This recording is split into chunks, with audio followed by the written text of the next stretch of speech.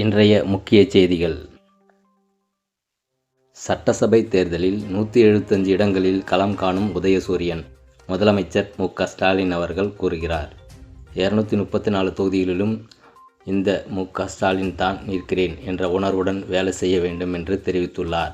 திமுக கூட்டணியில் காங்கிரஸ் கட்சிக்கு 28, தேமுகவுக்கு 10, விடுதலை சிறுத்தை கட்சிக்கு 8, இந்திய கம்யூனிஸ்ட் கட்சிக்கு 5, மார்க்சிஸ்ட் கம்யூனிஸ்ட் கட்சிக்கு 5, மதிமுகவுக்கு 4, இந்திய யூனியன் முஸ்லீம் லீக் கட்சிக்கு 2, மனிதநேயம் மக்கள் கட்சிக்கு 2, கொங்கு நாடு மக்கள் தேசிய கட்சிக்கு 2 என தொகுதிகள் ஒதுக்கப்பட்டுள்ளன.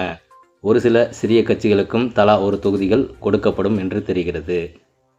26 கட்சிகளுடன் மெகா கூட்டணி அமைத்துள்ள திமுகவில் தொகுதி பங்கீடு இறுதிக்கட்டத்தை எட்டியுள்ளது. யார் யாருக்கு எந்தெந்த தொகுதிகள் என்பது தற்போது அடையாளம் காணப்பட்டு வருகின்றன. திமுக கூட்டணியில் இதுவரை கூட்டணி கட்சிகளுக்கு 66 தொகுதிகள் ஒதுக்கப்பட்டுள்ளன. குறைந்தது 165 தொகுதிகளில் திமுக நேரடியாக போட்டியிடும் என்றாலும் கூட்டணி கட்சிகள் சிலவும் திமுகவின் சின்னமான உதயசூரியனில் களம் இருக்கும் என்று கூறப்படுகிறது. இந்நிலையில் சட்டசபை தேர்தலில் 175 இடங்களில் உதயசூரியன் களம் காண உள்ளதாக முதலமைச்சர் திமுக தலைவருமான மு.க. ஸ்டாலின் தெரிவித்துள்ளார். இது தொடர்பாக திமுக தொண்டர்களுக்கு அவர் எழுதியுள்ள கடிதத்தில் கூறியிருப்பதாவது: தோழமை தொடர்வோம், களத்தில் வெல்வோம்.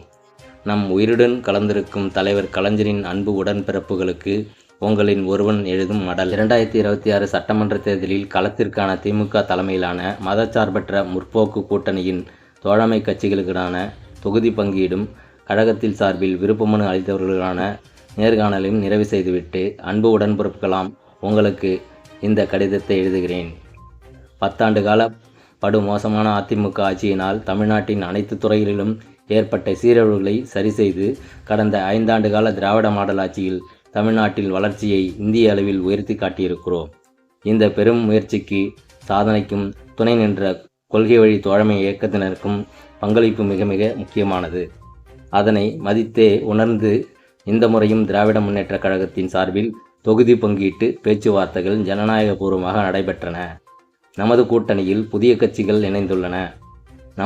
நமது கூட்டணியில் புதிய கட்சிகள் இணைந்துள்ள காரணத்தால் உரிய அளவில் தொகுதிகளை பங்கிட்டு கொள்ளக்கூடிய சூழலும் தேவையும் இருப்பதை நம்முடன் தொடர்ந்து பயணிக்கும் தோழமை கட்சிகளான விடுதலை சிறுத்தை கட்சி, இந்திய கம்யூனிஸ்ட் கட்சி, மார்க்சிஸ்ட் கம்யூனிஸ்ட் கட்சி, மதிமுக, இந்திய யூனியன் முஸ்லீம் லீக் உள்ளிட்ட அனைத்து இயக்கங்களின் தலைவர்களுடன் ஆலோசித்து தொகுதி பங்கீட்டு பேச்சுவார்த்தைகள் நடைபெற்று ஒப்பந்தங்கள் நிறைவேற்றியுள்ளன.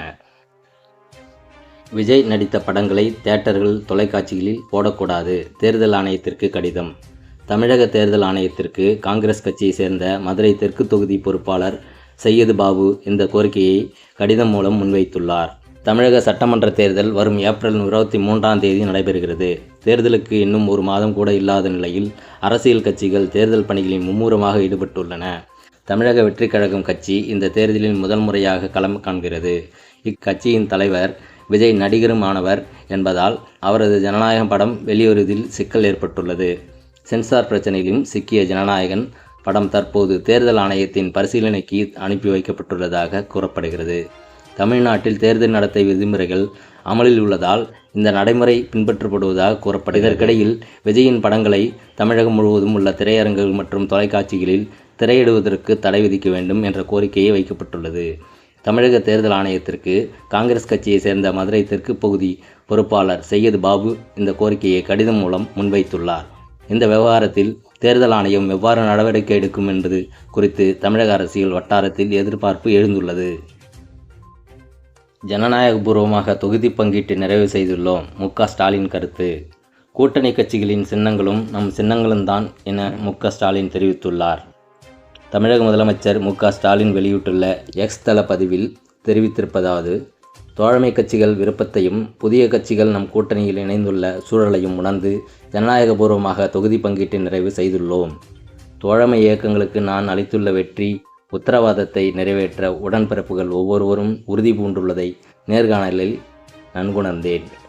234 தொகுதிகளிலும் நம் தொகுதிகள் தான். கூட்டணி கட்சிகளும் சின்னங்களும் நம் சின்னங்கள் தான். திராவிட மாடல் 2.0விலும் தோழமை தொடர்வோம், களத்தினில் வெல்வோம் ஒன்றாக. இவ்வாறு அதில் தெரிவிக்கப்பட்டுள்ளது.